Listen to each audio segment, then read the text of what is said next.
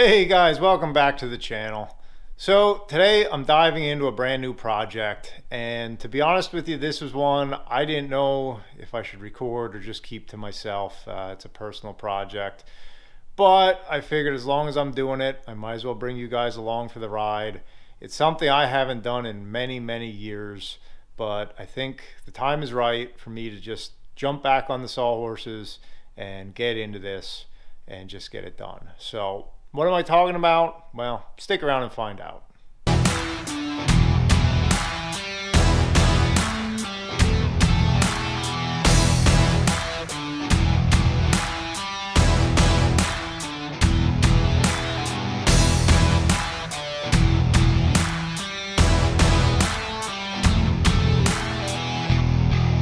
So you guys have seen me do all kinds of different stuff on the channel. You've been in this shop before. We've done cutting boards and countertops and molding and all types of stuff. There's one thing you have never seen me do, and that's build a piece of furniture. Why is that? Well, I'll be honest with you. I haven't built a proper piece of furniture in about 5 years. Now, some of you that might know me personally might know this about me, but most of you won't. I actually got my start in the lumber business through woodworking. I learned how to woodwork in high school, and between using my dad's shop here and taking high school wood shop and a lot of self-teaching, I basically taught myself formal woodworking. Over the years, I've done pretty much everything, you name it. Cabinets, tables, chairs, bars, desks. I built most of the furniture in my own house, and you're probably asking, well, if you've done all that, why haven't you built a piece of furniture in 5 years? Well, let me get up on my soapbox for just a minute here. I try not to preach too much on this channel. Have you guys ever heard the saying, find something you love and do it for work and you'll never work a day in your life, or variations of that saying? Yeah, I'm going to say that's not true. I disagree with that. Now, don't get me wrong, I love what I do. I love the sawmill and all that stuff, but to give you a little bit of background, I used to really enjoy making furniture. Like I said, I've done a lot of it, and that's how I started in business, was doing custom furniture jobs for people, little odds and ends jobs that put some money in my pocket, that I was able to start investing in machinery and that kind of stuff, and basically built myself into the lumber business. But I started by doing furniture, and it's one thing to build something for yourself, but I'll tell you what, when you start doing it on the time clock, trying to make money at it, it just kind of ruins it for you. And same way, kind of, even when I did the furniture for my house, I had to get it done because we needed furniture, and it just, I guess over time, I just kind of got tired of it. I got burned out, I guess, so to speak. And I think that's a real risk people have. I've heard many other guys, a lot of my customers over the years have kind of said the same thing to me. They got into woodworking as a hobby, and as soon as they tried to make a business out of it, it kind of lost its fun. So that's just kind of my warning to people. I'm not saying don't do it. I'm just saying really be careful when it comes to that. Like I said, I love my day-to-day work, but I just kind of soured on woodworking for a while. And for those of you that know anything about woodworking, your heart has to be in it. If you're not really engaged with what you're building, it's not going to go well for you. It's really going to be drudgery. You're going to have a hard time being creative. You're going to have a hard time doing a good job. So that's my little soapbox spiel. That's why I haven't really been doing any woodworking for the last 5 years, but it's time for that to change. So why am I having the change of heart? Well, I don't really have a choice.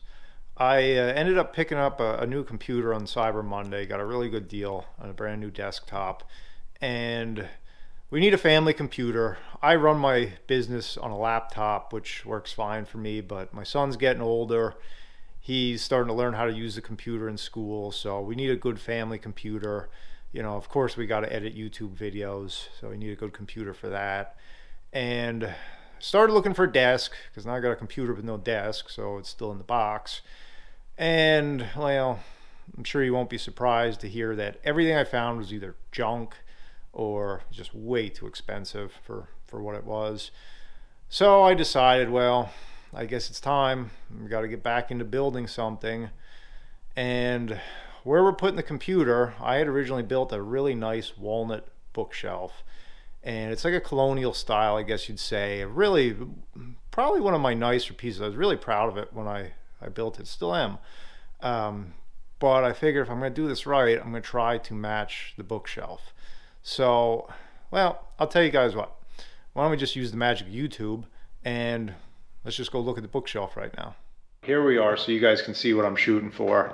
This is 100% solid walnut. It's colonial style. It's got this really nice ornate top. These fluted plasters, I guess you'd call them. I'm not an architect. And then a really nice detailed base as well. Of course, now this is mostly filled with kids' toys and kids' books, but you'll have that. Hey, there's a nice Hill Farms Fraser fir over there. So, enough fooling around here. Let's get back to the shop, get to work. So yeah, that's not going to be so easy to reproduce. I'm not really easing back into woodworking here. Of course, when I built that many years ago, I actually did use a plan. A lot of stuff I've just built, you know, I design myself and build, but that one I actually found a plan out of one of the woodworking magazines. And of course I can't find that magazine or the plan anywhere, so I have to reverse engineer it off of what I have there, scale it down to fit the desk, and then try to make everything flow. So it is going to be difficult. I'm not too worried because last night when I was sitting at home I sketched up this awesome blueprint. Yeah, I'm not so much for planning. I just kind of do things in my head as I go. I can kind of just see how stuff's coming together, and so I draw rough dimensions to get me in the ballpark, and I kind of go from there. So I'm sure I'm going to screw something up here, and I'll be sure to put that on film. But anyway, I figured I'd take you guys along for the ride. This is not going to be an episode of New Yankee Workshop, and I'm not Norm Abrams.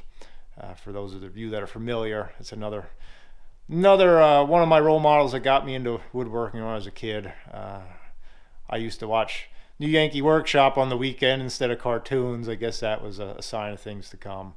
But I'm not going to give you a step-by-step detailed tutorial on how to build a desk here.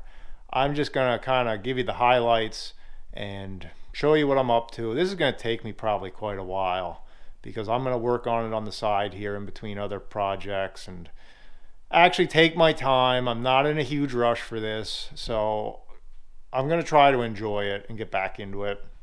I cheated a little bit. I already have the top made. I had some beautiful 5/4 walnut. So right before I filmed this, I glued this all up. It's still a little skip plane because I wanted the most thickness I could get out of it. But that's going to make a really nice top. And it's not going to be a huge desk. It's about 24 inches deep. It's going to be a touch over 48 long. It'll fit nice in the space I have for it. But it's not going to be a massive desk, but it should work really well for what I'm using it for. So this is the start. I'm going to keep filling you in along the way, and hopefully we end up with a beautiful desk here. We'll see. It's a few days later. I figured it's time to give you guys an update on this desk project. So I just ran the top and the side panels through the planer. Check that out. Beautiful. Really nice stuff. I love walnut. This is the top here. Just perfect. I'll tell you what, this 24-inch planer, when I think back over the years of how much time this would have saved me, for years and years I ran a 20-inch up until last year, and I had the opportunity to upgrade to this actually it's a 25-inch planer, which is what you want if you're running 24-inch material. But this top is 24 inches, these side panels are 24, now these are going to get trimmed down a little bit, but I ran them as 24, so I have room to trim. And running my 20-inch, they would have been 2 panels, plane them up, glue them together, run them through the drum sander, hand sand that seam in the middle. It just takes twice as long. So I am super thrilled with this. And you might be looking at this and thinking, wow, beautiful wood. He gets to pick the cream of the crop, you know, having my own sawmill and kilns and everything. Well, yeah, you're kind of right. One of the reasons I thought I'd bring you back now is so I could show you what I'm working with here. It just so happened before I started this project, I sorted through a kiln load of walnut, about 500 board feet, not a huge kiln load, but it was a mix of stuff. So that was perfect timing for this project, because what I did, I sorted, obviously like I always do, I graded out the nice stuff from the naughty stuff. And you're probably thinking, oh, he picked all the best stuff for himself. No. Do you know the price of walnut? I gotta sell that stuff. You get money tied into the logs, and you gotta make a buck somewhere. So I will say for the top, now this was from a separate batch. It didn't come out of that kiln load. This was super premium stuff. This was 5/4, because this top is an inch thick, plain finished. This I wanted to use super premium stuff. All these sides and the face frames I'm about to make, I'll show you what I'm pulling from. As I was grading out the kiln, I pulled out stuff like this. Now you might say that looks like a piece of junk, but when you look at this board, now this has a little bit of weather on it from air drying, but it's gonna plane real nice. This is really nice, super straight grain up until that rotten spot, and the other side is too. So I'll take stuff like that, and for a 3-inch face frame, that's no problem at all. I just cut around the knots, and my finished product is really super high-end, premium, nice wood. But to be honest with you, what I would sell that as lumber, it's common grade. It's just not high-end. It's not going to bring top dollar. So that's how I work it to get the best of both worlds, utilize the lumber the best. I gave it to you as a tip because if you're a woodworker, talk to where you're getting your lumber from. Sometimes they have lower grade stuff that you can pick up for much cheaper, and if all you're doing is cutting small pieces for cutting boards or face frames, it might end up saving you a ton of money. So that's a little insider tip there for buying lumber. But I just wanted to show you how you can kind of get premium results for not premium lumber. So I'm on to probably the toughest part of this project now, which is going to be making those fluted strips, the face frame styles, or pilasters, whatever we're calling them. And that's going to be tough because they're stopped flutes, so they don't obviously run to the end of the board. It's going to take some tricky router setup, so I'm going to get working on that, and maybe I'll bring you back when it's time to run those. So I'll be honest, I cheated a little bit. I worked on this some last week, and honestly I had a cold. I'm still kind of getting over a cold, and I didn't really feel like filming, so I just kind of put my head down and worked. And I ended up changing course. Instead of doing those face frames first, I ended up building the whole frame, because I know you guys think I'm kidding when I say I don't use a plan, but I honestly don't use a plan. This is my plan. I doodle stuff and write some dimensions and kind of work it out in my head as I go. So I decided it'd be better to make the frame first and then put these styles on, because this is built a little bit differently than most normal cabinets are, where you build your face frame and then your case. The way this protrudes, and this is actually going to be a drawer here that looks like it's part of the front, kind of not really a hidden drawer, but it'll match in. So just to get you caught up on where I'm at with it, you can probably see I'm a huge fan of Craig pocket hole fasteners. Used to do my face frames and everything the old school way with dowels. When the Craig pocket hole jig came out, I jumped right on that. It is great. Such a time saver. Highly recommend that if you're starting out in woodworking. It does a nice job, and it's easy to use. So I am at the styles now. I have my blanks cut, so now I just got to figure out my final length and lay out the flutes and all that. So I'm going to go set up the shaper. We'll run them and pretty much get this case buttoned up. So I'm over here at the shaper. I had a dusty old girl off. I haven't used her in a while. I've been kind of fond of the router table as of late, but this shaper does a great job. And I'm using it because I have the right size flute cutter for the shaper and not the router. So that was the deciding factor there. And I told you guys this wasn't going to be a how-to video necessarily, but I figured I might as well give you some tips and tricks along the way. So the way I'm set up here, I just have this sacrificial board screwed onto the shaper fence, and I measured and laid out and put on stop blocks on either end, because for making these stopped flutes, you know, I have it laid out here. you want all your stop and starts to be exactly the same. You don't want them to wander because that is going to look terrible. So what I can do now, hook this onto the back stop, feed it into the cutter head, run it along till it hits that stop, and then feed it away, and all of them should be equal. Now the other thing I'm doing, excuse my voice, this is dead center, and I know it's dead center because I can feed it this way and I can flip it over and the other way, and the cutter head, you know, makes the same line. So I had to fiddle with that till I got it dead center. So I'm going to run everything with the center, then we're going to do one on this side and one on this side. But I'm not going to set up twice. I'm going to dial it in that I get one, I can flip the piece and run it so they're mirror images, and that'll keep your spacing exactly the same. If you were to run these separate, you're going to have a very hard time dialing in those exactly the same. So whenever you're doing something like this, kind of keep that in mind. If you can do mirrors of itself, it'll save you a setup and it'll keep everything dead straight. So just another quick tip for you. This is my sample piece. You always need a setup piece when you're doing stuff like this. And I have all my other pieces prepped, ready.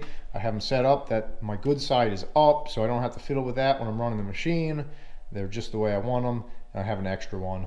Highly recommend making an extra one or two of these, because if you botch something up, you're gonna have to start over from scratch with that extra piece. It means reset the machine for every setting. So if you make yourself an extra piece or two, it just saves you so much work if something goofy happens. If you slip a little bit, if you know you get a bad machine mark or something. So I'm gonna get this set up and we'll run these and take them back over to the other shop.